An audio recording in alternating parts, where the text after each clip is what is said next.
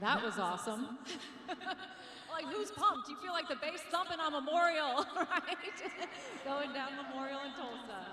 Yes, that was awesome. Well, that is the introduction to our guest of honor this evening, Mr. Michael Phelps! Woo!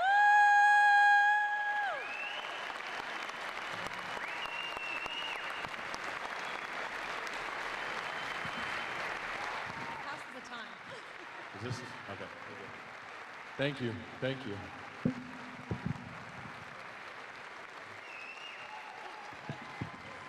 It's our first time in these chairs. Nice and big and comfy. I know, they are so comfy. First of all, love the hair. Thank you. Thank you. It's been Very growing for a chill. while. Yeah. That's awesome. That's awesome. You're just so excited. Okay, everyone pinch yourself right now. Like, yes, this is happening. Michael Phelps is here in Tulsa. And we have the Summer Olympic Games coming up, so it's perfect. But we are so glad you're with us tonight. We are thrilled to have you here, the greatest Olympian in history, as I mentioned earlier. Truly an honor for all of us to share this time with you.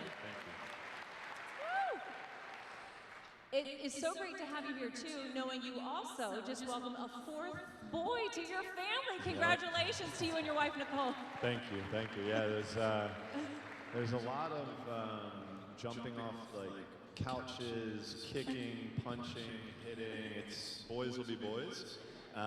So it's a wild house, but yeah, we're super pumped. How old are all the kids? There are 4 boys, so how old is the oldest? I'm probably gonna get cheers for the first one's name. The first one's name is Boomer. Woo! Yes! Boomer is 7, Beckett is 6, Maverick is 4, and Nico is 6 weeks. Oh so, my goodness, yeah. congratulations. You guys have a house full and your hands full. Yes, yes. All right, well, some people in this room may not realize that you helped out at a Boys and Girls Club as a teenager. The Salvation Army, as we mentioned, has 5 area Boys and Girls Clubs here. So let's just start our conversation with that part of your story. How did you even get involved? What did you do? And what's some of the life-changing work that you got to witness? So for me, it was shortly after I came back from the 2000 Olympics, and we had a couple Boys and Girls Clubs locally outside of Baltimore, where I was from. And I just started popping in and just hanging out with the kids. Honestly, for me, like it was just a cool feeling and a cool experience because one, it's a positive place, right? You see so many different activities, like you saw from the video, right? Like they're doing homework. It's a good place to come together and work together. So for me, it was so inspiring.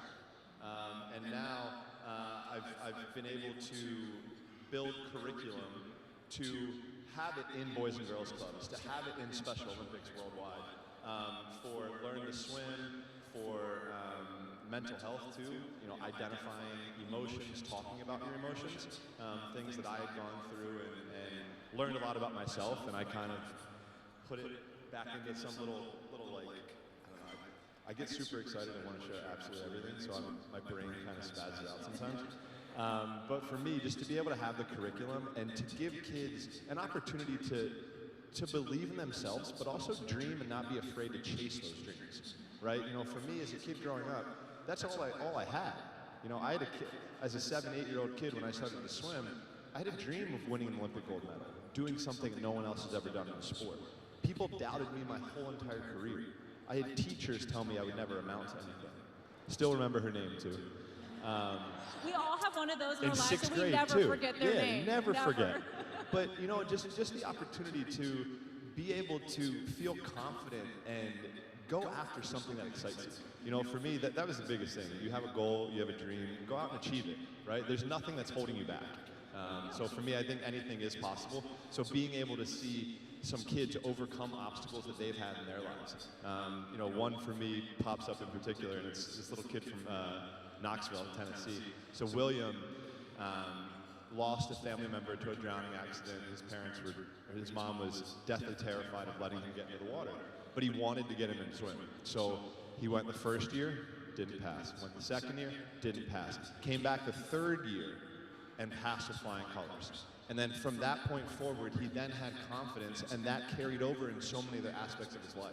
So for me to see him overcome that obstacle, and now just to be living life how you should, right? Yeah. He's living free, he's living happy, and it's just special for me. Yeah, absolutely. It's so great to see. You mentioned Special Olympics and helping Special Olympic athletes. There was a teacher who came up to me. Yeah, I we believe were she talking said earlier. she's from Yep. Jinx. Yep, Yeah, and she said 100%. her students were asking, I want to ask Michael Phelps who inspired him to swim. So I'm the baby. I have two older sisters, and my sisters were in the water. My mom put us in the water just for water safety. So I was constantly around the pool watching my sisters go up and back and up and back. And I was like, yeah, maybe I'll give this thing a shot. So sure enough, I started swimming, and it turned into something pretty special. It kind of worked out for you. It did. Somebody who really inspired me throughout my career, though, was probably Michael Jordan. You know, for me, I look at Jordan. He's the original GOAT, original greatest of all time. You know, I think what he did on the court and how he changed the sport of basketball, that was kind of what I wanted to do in the sport of swimming. So for me, watching him, you know, no matter what he was going through on or off the court, when there was a game, he left every single ounce of energy on that court. And for me, that was something that I always did. You know, I got asked earlier if I ever had butterflies. No, I never had butterflies when I stepped up to the block because I was the most prepared human on that block. And I was ready to go. So preparation. You did the butterfly. You didn't I have did, butterflies. What amazes me, I told you I just listened to your book. Yes, I cheated. I listened instead of reading I'm it all. with you. It's I'm an cramming. Audible guy, too. I was cramming, man.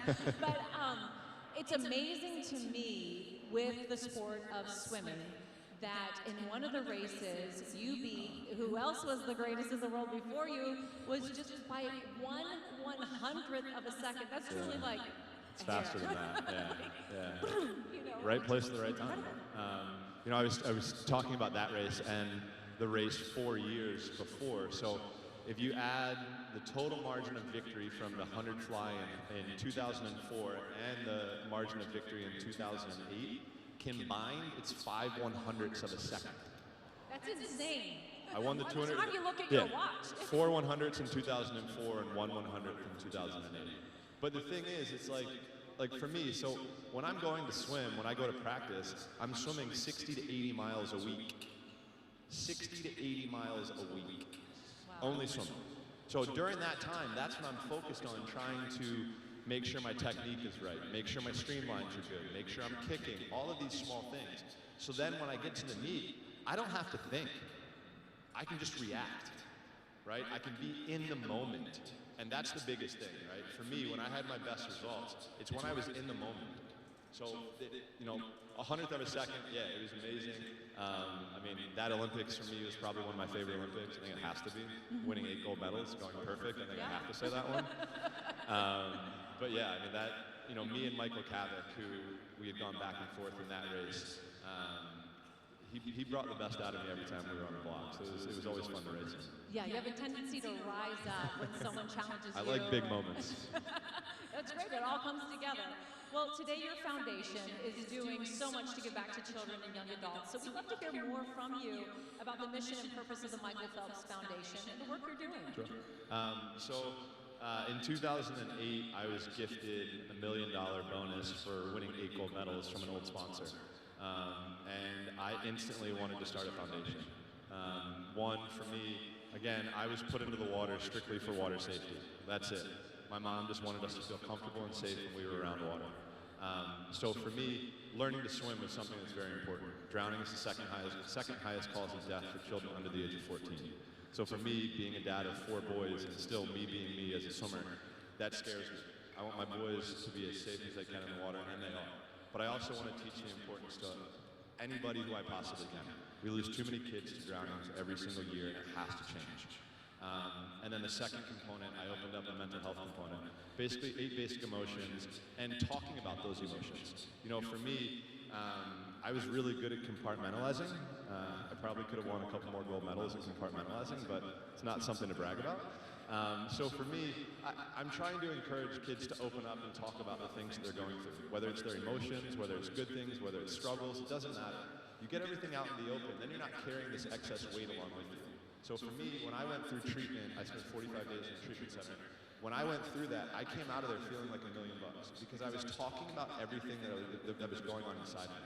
I wasn't ashamed to talk about it. I wasn't ashamed to tell you that I'm depressed or have anxiety or this, that, or the other, because it's who I am. So if I can teach a kid that trick at a young age, then they're going to be so much more prepared than I ever was when they have a moment like I had, right? And so for me, to be able just to give tools to kids that I've learned throughout my journey is a dream come true. You know, we are in every single state across the country, countries all over the world, and for me, it's the best. You know, being able to see a real, true, genuine smile on a kid, there's nothing better in the world. Right, there is so much going on with our kids right now between, you know, Instagram, TikTok, they're, you know, all addicted to social media, and, you know, everyone has haters out there, and it's hard when it's kids with it. People, I do too. people are always hating. Like, I mean, like, I'm not kidding you. Like, I'll post and people will just attack me on Instagram. Like, why? It's so stupid. It's so frustrating. It's so beyond me. And you know, like, you brought up a great point. Like, you know, I think through the pandemic, I think loneliness struck into people's lives more than we ever could have imagined, right? And then social media takes that to a whole new level, right? Because there's so much fakeness that's out there in the world, right? So, you know, for me, like, whenever I talk about social media, if anybody does follow me, if you don't, I'm not offended. But for me, whenever I post, I just post when I want to post. I post when it's natural. I'm not posting to try to project some fake image of myself. Like, and I'll post things if I'm having a bad day, right? So I think the importance of just teaching kids to be their authentic self. That's one thing that I'm still trying to do every single day. Be my authentic self. If I can do that, then I'm going to be the best version of me. So if I can teach kids to do that, then they can be the best versions of themselves. And that's all we want, right? Be your authentic self.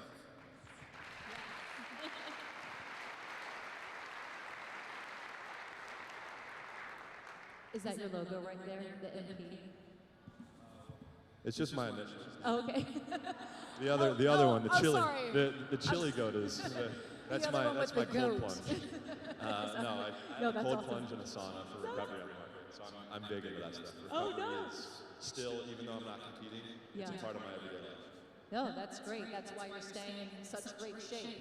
It's not only good for you physically, but then mentally as you carry on your message. 100%, yes. Well, you truly are giving back and impacting the lives of children and teens. We can all see you're very passionate about it with what you've shared with us so far. Now, you started swimming when you were little, following in your sister's footsteps, as you just explained. You competed in your first Olympic Games before you could legally drive a car at the age of 15. So what was that like, even just competing against adults? Well, I felt like a deer in headlights, kind of like now. You know, when I stepped out onto the Olympic floor for my Olympic final as a 15-year-old kid, I was nervous. I didn't really know what to expect. It was my first international trip, my first team trip. I'm in Australia, which is the biggest swimming country in the world, and I forgot to tie my suit. So let's just say the suits are beyond tight, so they're not going to fall off. I mean, you take them out of the box and they're like this big.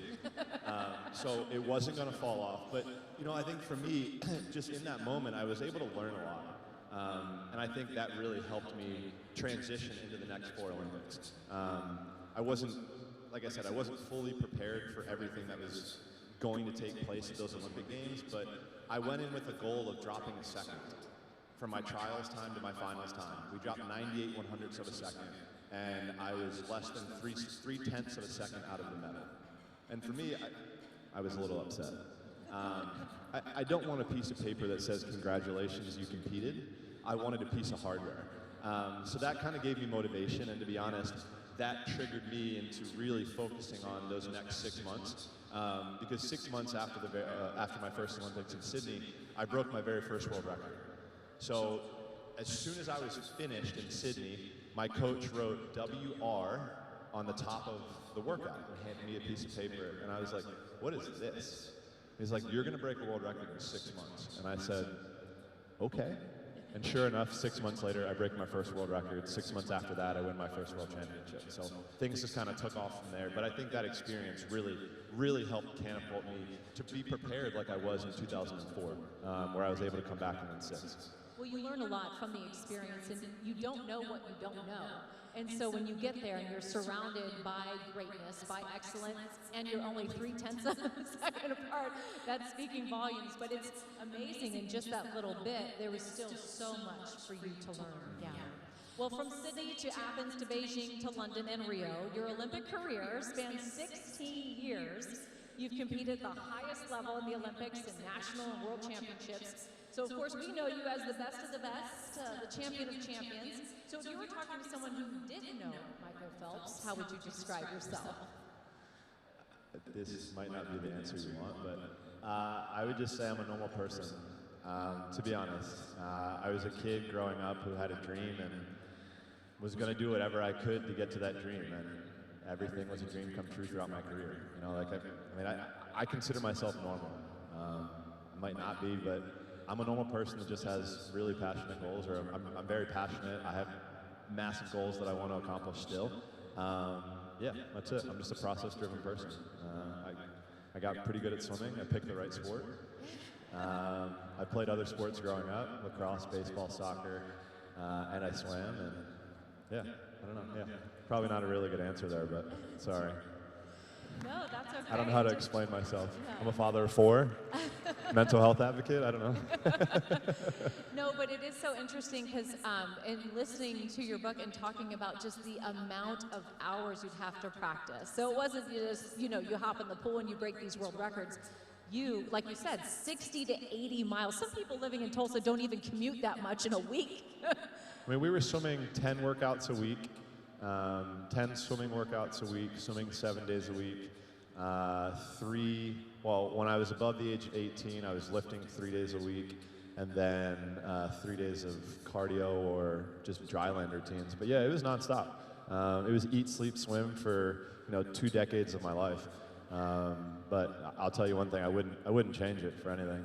I had the experience of an absolute lifetime, and as you said earlier, there are times where I do have to pinch myself to just make sure it's not a dream, because it's been a pretty cool ride, and a pretty enjoyable ride to be able to really, like, when I sit down and think about my swimming career, I basically accomplished absolutely everything I put my mind to, absolutely everything. So over 20 years, it's pretty crazy to think about, and I still don't fully understand or have a grasp of what I went throughout my career. I don't think I've played the video or like broken down every single Olympic Games yet. 2012 is one I don't like to talk about, but I'm having a difficult time getting through that. So let's go there. No, I'm just kidding. No, it's Only just kidding. no. I don't care. Like, it's for me, I got the results that I deserved in 2012. So I have to accept that, and it's frustrating, but it is what it is, and I have to get through that point. But yeah. But truly, you're so driven. We're talking about these practices. I mean, sometimes I'm like, oh, you know what? When I wanted to lose weight a few years ago, intermittent fasting worked for me. And gosh darn it, I keep trying it and I can't stick with it. So here you are sticking with these goals all these years. And I'm sorry, how many other people can relate to me? You can't stick with your goals. My New Year's resolution was to keep working out. I've at least done that. But yeah, so most of us are just not as driven. We can't, even if we have that goal, did it help you to see that goal and to write these things out? Like what are some keys to success that you think can apply to the rest of us that maybe can't stay that focused? I'm going to ask a question. Does anybody in here feel like when they wake up every single day, no matter what, you feel like $1 million and you're ready to go? Every day of your life. I want to see a hand if you do. Perfect. I don't have to call anybody a liar today. I think that's the biggest part for me. So my point of saying that is, my goals are written down on a piece of paper, right? So goal setting for me started when I was 11 years old. Writing them down on a piece of paper, short-term and long-term goals. And mine were always in times, right? So I'm working in hundredths of a second or tenths of a second. So I have all of my goal times written down to the 10th, to the 100th. So on the days when I get up and I don't feel like going to get wet, or I want to hit snooze for another hour, I see those goals.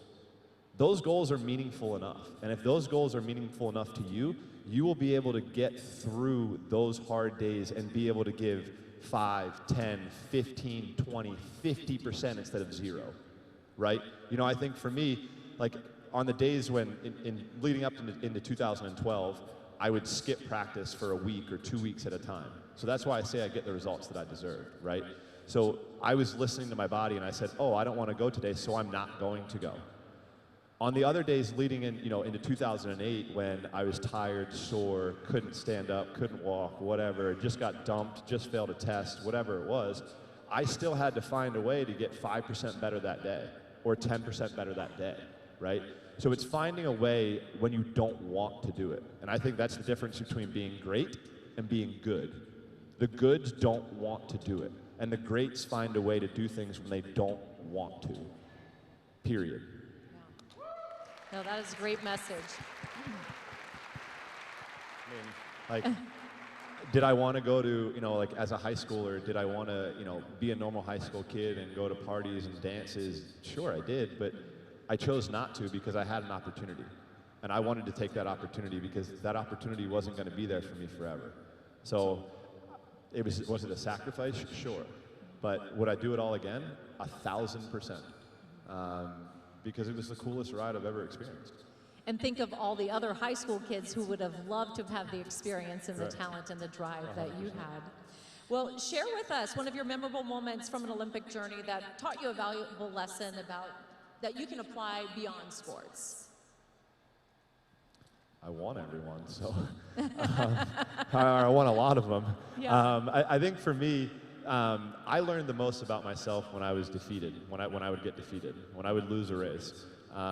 Because I would just be able to really kind of break down what was going on, or maybe I wasn't fully prepared, and that would help me be more prepared in the future, right? So I guess failures, for me, throughout my career, I've always turned them around into some kind of positive, because we're all gonna have ups and downs, right? We're gonna have bumps in the road, we're gonna have boulders that we're gonna have to break through, or walls we're gonna have to climb over. So it's just finding a different way to approach things, and I think for me, it was all trial and error. There was no blueprint on how to win 8 gold medals. There was no blueprint on how to set 39 world records. It was just kind of figure it out and go, and trial and error, we did it. You often hear from CEOs, so many of them, they've all failed at least once. And so I think you're right. You learn different lessons, and then you're still motivated to succeed. Yeah. Well, in your book, No Limits, you share an acronym from your coach, Bob. WIN, standing for What's Important Now. So at the time, when I was listening to the stories, your goggles filled with water in the middle of the race, and you were just swimming basically blind to the wall, and it didn't deter you. Yep. So the 200 butterfly in 2008, I dove into the water, and within the first 25 meters, my goggles were completely filled with water, and I couldn't see a thing. So naturally, what I did was I started to count my strokes. So in every single 200 butterfly that I've ever swam in my entire career, the first, second, third, and fourth 50 are pretty much the same. 16, 17, 18, and then 19 or 20 strokes in the last 50, depending on how my legs felt and depending on how much underwater I did. So as soon as I noticed my goggles starting to fill up with water, I instantly started counting strokes. And when I got to 16 on the first lap, I hit the wall. And everyone was at the right exact time. I ended up winning the race, broke the world record, won the gold medal, and was really upset. Because I only went 151, and I thought I could have gone 150. So it was kind of disappointing for me, but I think in that moment, I was able to relax because of the preparation that I had done. We do these things in practice called stroke and time 50s. So if I'm trying to go 27 seconds, I can only take 17 strokes. So it's trying to figure out stroke control. Holding technique throughout a 200-meter butterfly is very challenging. Holding a kick the whole entire time. So we're basically trying to simulate what it'll feel like in a race. So that very day, I'm happy we did those because it came out and it came in handy, right? Being able to just understand and stay relaxed. Where typically in those moments, if you have something like that happen, you get flustered and your race could be ruined, right? That could take away from everything that you're trying to do. So, yeah, preparation. My coach, without a doubt, he was beyond prepared. It was. It's hard to even really put into words. I was the most prepared person on the planet for swimming for 20 years, and the only reason for that was was my coach. I mean, every little detail was crossed off, and it was perfect. He knew how important it was, and it made a difference. And he knew how to push my buttons better than any other human. I mean, if I was swimming with any other coach, there's not another coach on the planet that would have had the success with me that he did. We worked so well together, and it was more than just like a coach-athlete relationship. You know, I was raised by a single mother, so he was kind of like a father figure to me. So. Yes, I remember listening to that in your story, and it's great that you had that role model and someone to push you. To kind of be the disciplinarian, even though that was the professional coach, and I understand your mom could be tough too, where, you know, if you acted up in practice and, you know, you had to get out of the pool, you still had to wait till she was off work. She's like, I'm not leaving work early, you just got to stay there. So there's a week straight where I got kicked out. So we were trying to learn 6-beat kick. So 6-beat kick is 1, 2, 3, 1, 2, 3 per stroke. So one stroke, 1, 2, 3, the other stroke, 1, 2, 3. So I'm trying to learn this at a very young age, and he's like, you're gonna hold it for the whole entire practice. 6-beat kick, and the second you drop your legs, you're out. I'm tossing you. So, and I had to sit in the lobby for 2 hours because my mom's an educator, so she was in the schoolhouse and could never pick me up, and I couldn't drive. So the first day I made it like 600 yards, the next day I made it 1,500 yards, the next day 2,000, the next day 3,000, the next day 4,000, kicked out every single time. By the end of the week, I made it a whole practice, and then from that point forward, I never dropped my kick for another stroke of freestyle in my entire life. I then became, a few years later, I became the world record holder in the 200 freestyle. So the things that he did, it was all with a purpose. It might have really frustrated me and annoyed me at the time, but he had an idea, and his ideas worked. So he gets all the credit. I just swam up and down the pool for a couple hours a day. Well, what can you share with us on how to keep going when it gets hard? How do we tap deeper into that courage and determination and the message for kids that you're working with? Yeah, I mean, I think it's just little steps every single day, right? Like, Rome wasn't built in a day, right? And one word that's really important to me is control. There's a lot that's in our control. There's a lot that's out of our control in the world. If we can focus on what we can control, then everything else should take care of itself, right? If we're focused on what we should be doing, what we need to be doing, everything else is going to handle itself. So I think that's the easiest way for me. I mean, like we were saying earlier about the goals and trying to find that 5 or 10% when you don't feel like doing it. It's those little small tricks, right? And greatness is just little things stacked up on top of each other. That's all it is.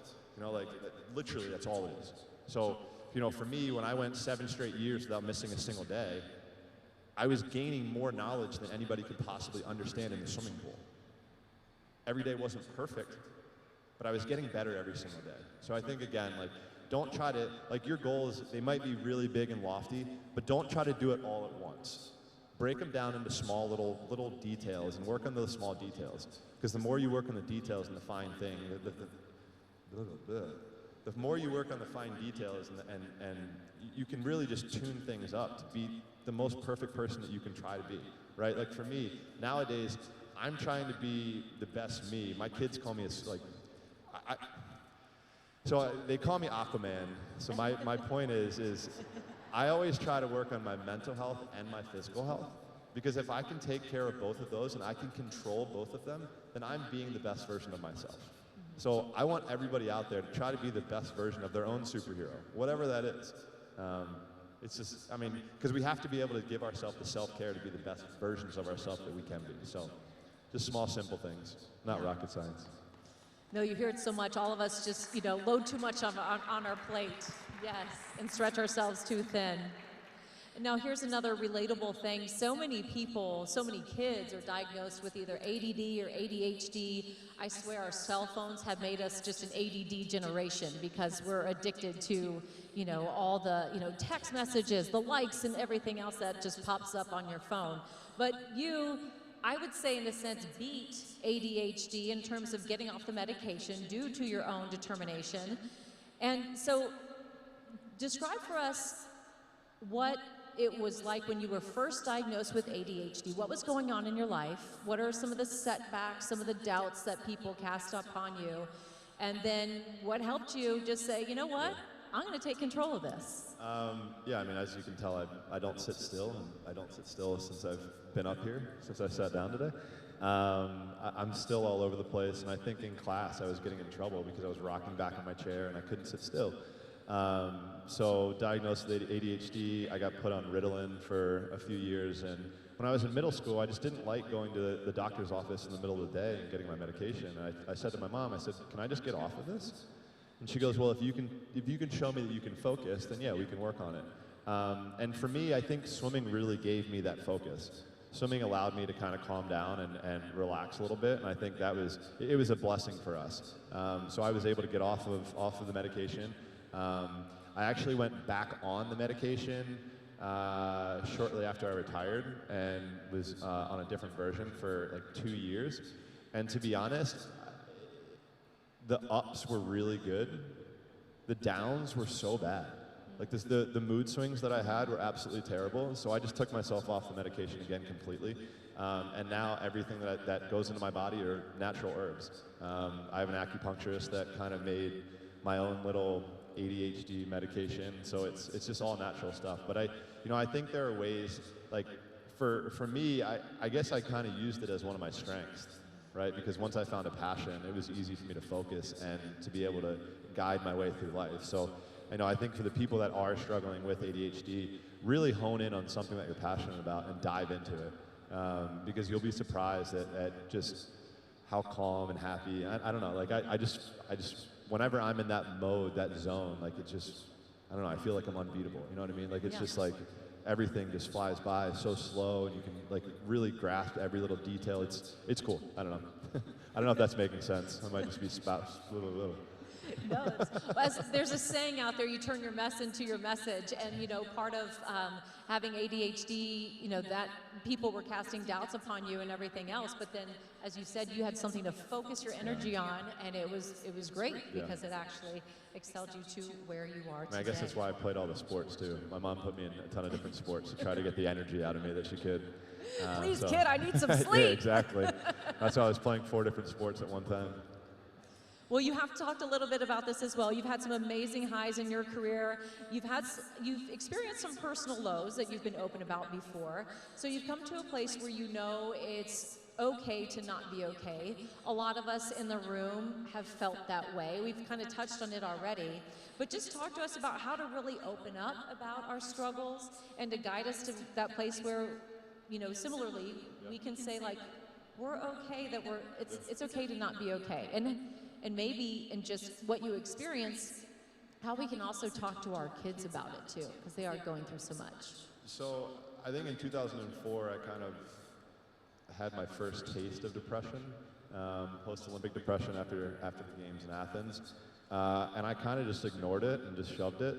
And it came back 4 years later pretty hard. And I kind of ignored it again, and it came back again. And I ignored it again. And in 2014, I just found myself at the low point that I've ever been. I found myself not wanting to be alive. I was taking Ambien for sleeping for 15 years at that time, and I was happy I only had 3 pills left that night. Because if I had more, I don't know if I'd be sitting here talking to you guys right now. So for me at that low point, I just found that, I guess, I got my second DUI in 2014, and I basically locked myself in my room for 3 days, didn't eat, didn't talk, didn't see anybody, just was basically in a little ball crying nonstop. And again, not wanting to be alive. I just figured that would be the best way for nobody else to have to deal with me or any of the things that I was doing and the stupid mistakes that I was making. So at that point, I decided to check myself into a treatment center. And for me, it saved my life. It really did. I learned what therapy is, and going to sit on black leather couch or whatever color couch we go and sit on.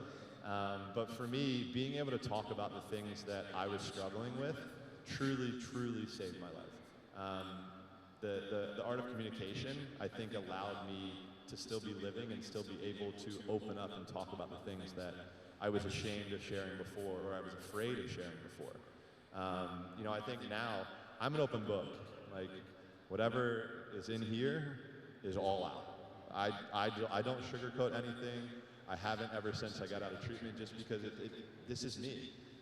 You know, I think for me, being able to see who I really am and do the work, uncover, you know, take all of this stuff that I was compartmentalizing for decades, whether it was relating to my family, things that I was embarrassed about, whatever.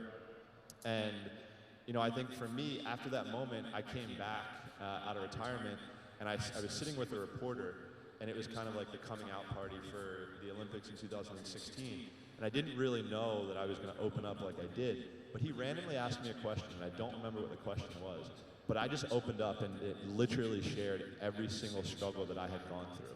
It's one of my favorite articles to this day, but I think ever since that moment, I just haven't looked back. And if I ever am going through a struggle, my wife, I talk to my wife about it, I write it down, I talk to my therapist about it. I think for me, being able to find a support team, being able to find somebody that I can trust, somebody that I can confide in, and just know that they're not going to judge me. You know, I think that's one thing that has been a challenge for me, but you know, I think because everybody sees, they're like, oh, you're an Olympian, like how do you ever have a struggle? Well, I'm also a human, right? I have feelings and emotions just like everybody else does. So that whole transition for me, again, changed my life, saved my life, and now that's my number one mission, is trying to break the stigma and to get the kids or the adults who need the help, right? There are so many people that are going through some kind of mental health struggle, right? We've seen that based off of the pandemic, and like I said earlier, loneliness has jumped into people's lives more than it ever has, and loneliness is the one cause to lead to depression. So, and we wonder why the suicide rate is going up. So for me, I'm trying to get kids and get people just to open up and talk about this stuff, right? And again, understand it's okay not to be okay. That's one, that and be you. Those are my two messages. Always, always, always, never forget that. Because life is too short, right? So be your authentic self every single day. I'm gonna stop there because I'm gonna ramble more. I'm jumping all over the place. Okay.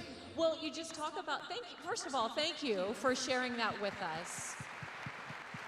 Because I know that puts people in a vulnerable, even though you've put yourself out there, sure. A lot of us would say, wow, you know, he opened up to us. He's put himself in a vulnerable position, but it makes a difference. It makes you relatable and reminds everyone, while you may be superhuman in the pool, you are still human here in front of us. And I think I'll just add, like, again, like that's where self-care is such a big, important part of our life, right? Like no matter what it is. And there are hundreds and thousands of different ways to take care of yourself, right? So like a couple for me that I use, like obviously you said, you heard me say I have a therapist. I have multiple therapists. I have one I can jump on my phone and text her. I can do a FaceTime call. I have another one I can go personally to in Arizona.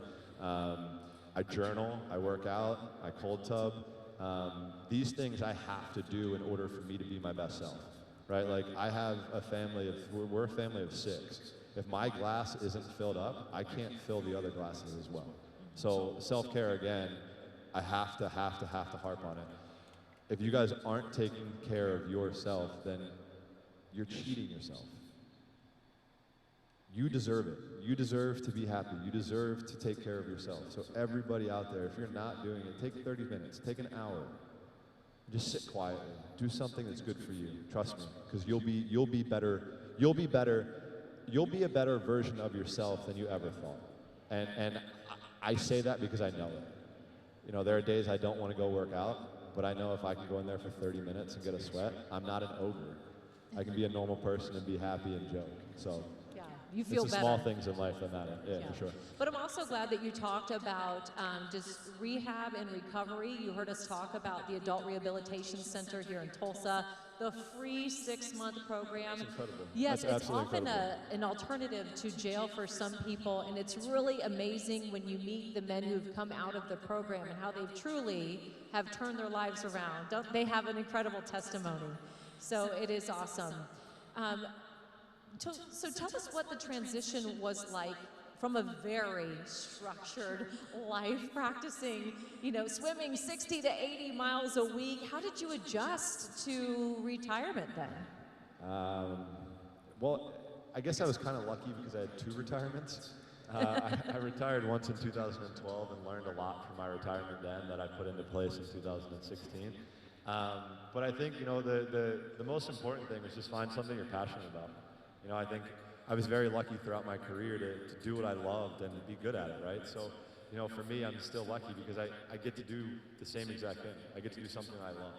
And, you know, for me, it's been easier to transition now, I think, because what I'm trying to do is to save a life.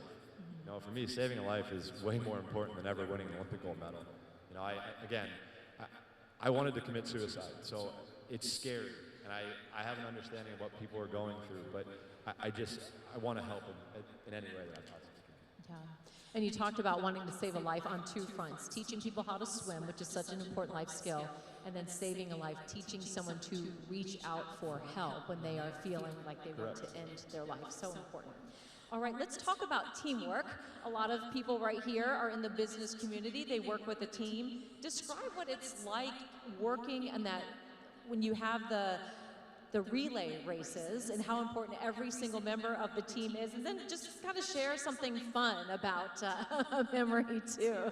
I mean, the relays are all like, you know, throughout my career, I had the opportunity to basically swim with the same guys every single relay, right? Like every single 400 free relay, the exchanges were the same. Like I would go off of the same person, somebody would exchange off of me. It was the same throughout my career.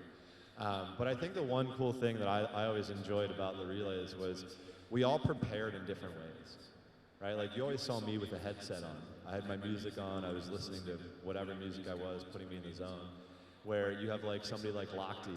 Lochte is a jokester who always wants to tell jokes, he wants to have fun, he's like very relaxed kind of mentality. And then you have like, it's just different, but I think the cool thing is that we're all so focused on our little part of the pie, right? And we all know that we all have to do everything in our power to make sure we can win that race, right? You know, I mean, if you think about the race in 2008, we won that race by 8/100ths of a second. So like, if one of our reaction times was that much slower, we lose the race, right? If they swim that much slower, we lose the race. So, you know, I think one thing with us, we always had the most prepared people. And I think, right, like, that's the one thing I think I've talked about a lot today is preparation, right? The most prepared people are obviously the ones that get the most success. So they were the most prepared, and we always won. Yeah. So it was kind of fun. That was a big and I guess, takeaway. I mean, yeah. I don't really have a funny one. They had to cut off the sound on one of the cameras because of the language that I was saying. That's the only thing I can think of. Was that the excitement after a It win? was in the moment, so it was the finish of that race, and because it was live TV, because we were in prime time in Beijing, so it was live here in the U.S., they had to cut the sound from my camera guy, because I basically had the same camera guy my whole entire career. So they had to cut the sound on it because I was in the heat of the battle, so there are a couple things that slipped out that you probably can't say on TV. There were words. Yeah, a few. But we won, so that was good. There you go. All right. So the gold medal speaks for itself there. Well, you set out to change the sport of swimming as a boy, and you did. So how does it make you feel to know that children today, even though you may be retired as an Olympian, how does it make you feel to know that children are looking up to you, even your own 4 kids? Makes me feel really old. Yeah. Welcome to the club. It's crazy. You know, like when I go to World Championships or the Olympic Games, I don't recognize half the people that are on Team USA because they're all so familiar. They're all so new faces.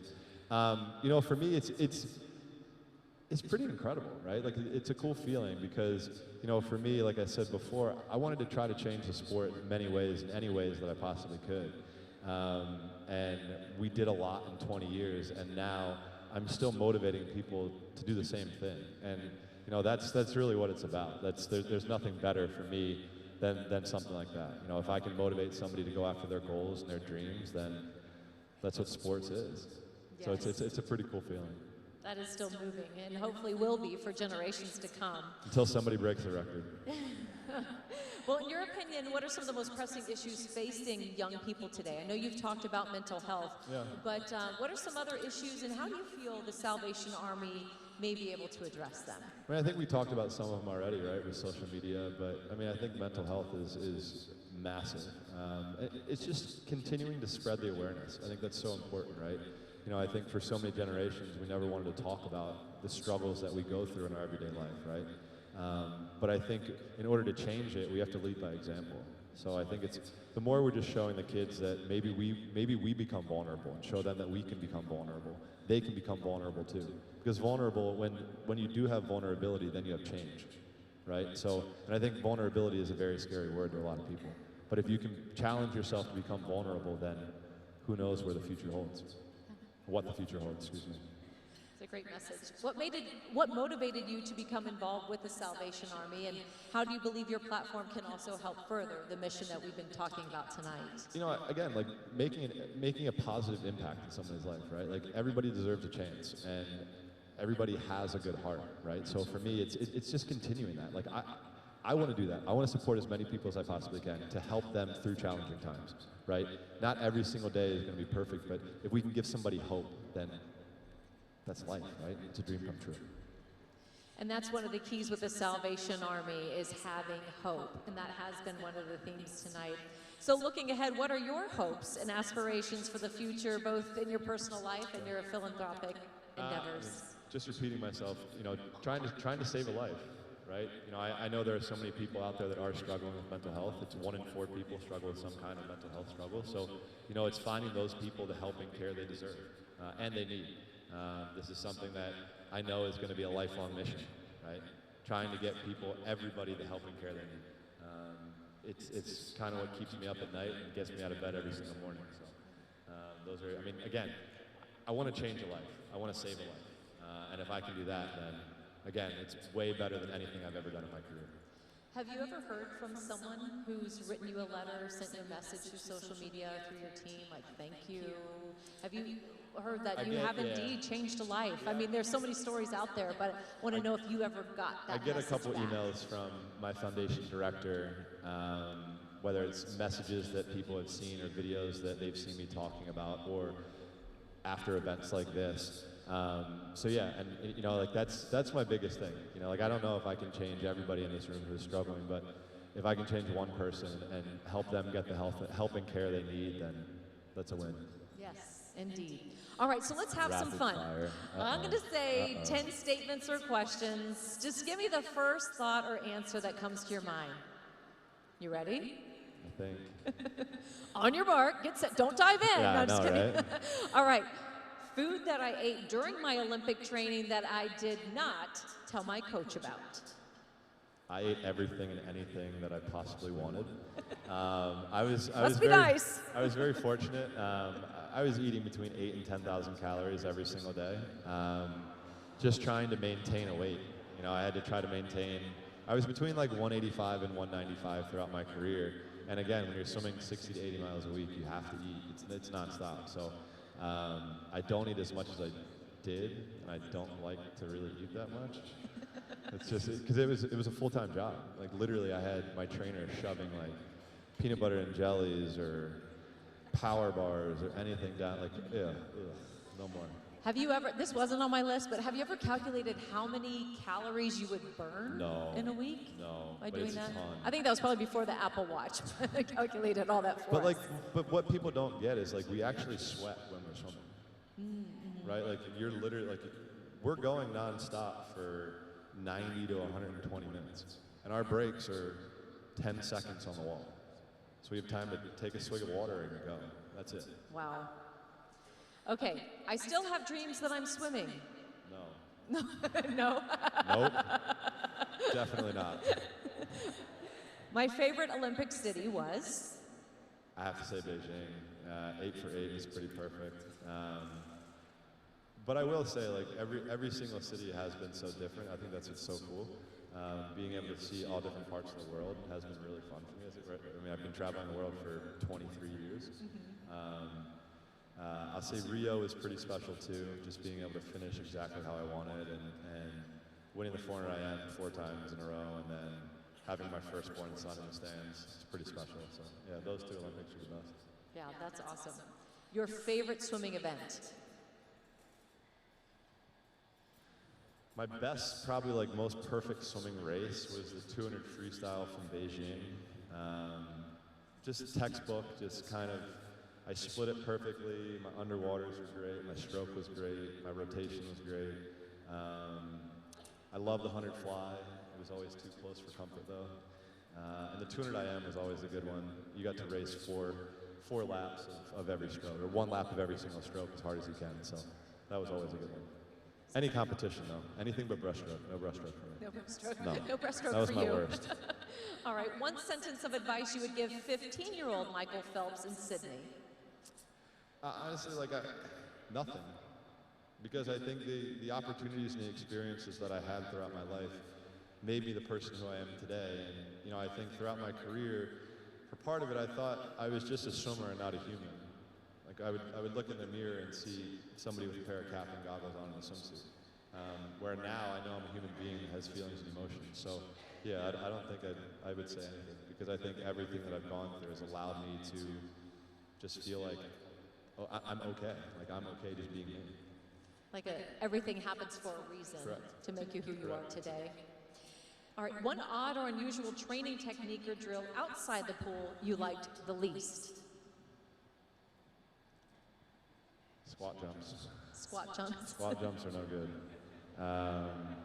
We used to do we'd do a dry land circuit, and it would be 45 minutes straight, and then you'd end with 10 sets of 10 squat jumps on 20 seconds. It stinks. Oh my gosh. You can't walk afterwards. No. It's not fun. That sounds worse than burpees, and burpees Yeah, are pretty much burpees. I mean, the same thing. Yeah, those are similar. My 2 least favorite exercises.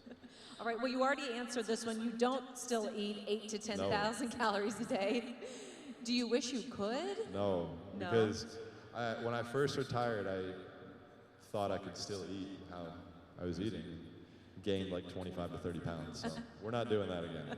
Was that weird for you? Because you've been in shape and I fit felt but muscular your whole I felt life. like the Michelin Man. It wasn't good. I felt You like felt like the Michelin. Yeah, it was like so pudgy. It's not good. It was not me. Well, that reminds me, we talked about the small bathing suit. I was like, that's how most of us women feel when we put on Spanx. So, but we squeeze into them anyway, and here we are. All right, so I beat a shark in a head-to-head swimming competition. What? You guys believed it, didn't you? It was CGI. No, I did not. But that was a cool experience for me. I'm a big shark guy. I love animals. I got to film Shark Week and do a bunch of other dives. I think the coolest was I had a hammerhead shark out of a cage laying 30 feet down on the ocean floor, like 6 inches from my face. And it was one of the coolest things I've ever seen. Those animals are so cool up close. Oh my goodness. That and dove with a whale shark, that was really cool. It's like swimming next to a school bus underwater. But yeah, I'm a geek when it comes to animals. Well, what's wild is, see, I'm terrified of sharks. Love the beach, but terrified of sharks. But see, you could actually probably really outswim the shark. Some of them, yes. But I believe sharks get a bad rap. As long as you're not splashing around like a seal, they're probably not going to mess with you. Right. But if you're acting like a seal, they're going to try to. Yeah. But see, they come have get a to little bite nibble. you to make sure that you're not fish food enough. Correct. But yeah, so it's just be calm and always make sure you're looking at their eyes. Okay, and punch them in the nose if they come Correct. after you. You can literally push them. Really? You can push them. The things we learned from Shark Hey, Week. we got it. Come on. All right, and lastly, when the 2024 Summer Olympic Games are happening in Paris, you will be In Paris. with your family, working, or what are you going to do? Not swimming. I will not be swimming. I'll be working a little bit, probably with NBC and a couple other sponsors, and doing some stuff over there. Yeah, but I'm excited. I had the chance to go to Tokyo and see that Olympics, and it was bizarre. It was just weird being on that side of the sport, right? Being in the stands, not being able to jump in and do what you love to do your whole life. But yeah, it's going to be a cool Olympics. The opening ceremonies are going to be pretty epic, and it's going to be cool for TV. I guess they're doing them all on. So all the athletes are going to be on boats going around the Seine, the river. So and all meeting in different parts of the city. So it's pretty special. Yeah, the Olympics are always pretty exciting for me. Obviously, I'm a Summer Olympic guy only, but big geek in the Summer Olympics. Will your family get to go with you? I hope. Yeah. I know you'll be busy, but still, an experience is better too. If Nicole travels with me, then at least one kid will come. We'll probably have Nico with us, but if we leave the other ones at home, it might not be. They might not be very happy with us. No, but hopefully that all works out. Well, Michael, it has been an absolute pleasure having you with us tonight. It's been so much fun getting to know you better, answering all of our questions. Thank you for sharing your story with us and inspiring all of us to push past our limits. Really tap into our mental health and take care of ourselves, and so we can be our best selves for our coworkers, our family, and everyone else. And that's a great message that you're sharing with us. And just one final thought I would love for you to comment on is about giving back and generosity, and something you model so very well everywhere you go. Yeah, I just want to, I guess what I was going to say is kind of similar to that. I just want to say thank you all to everybody in here, because you guys are making a difference for so many people in this world. You guys are giving people hope. You guys are giving people energy, life, love. So just continue doing what you're doing, right? You obviously know it makes a huge difference. And I'm just thankful that I was able to spend this evening with you guys tonight. So thank you so much. Thank you. Michael Phelps, everyone. Thank you. Thank you so much. It was so great talking to you.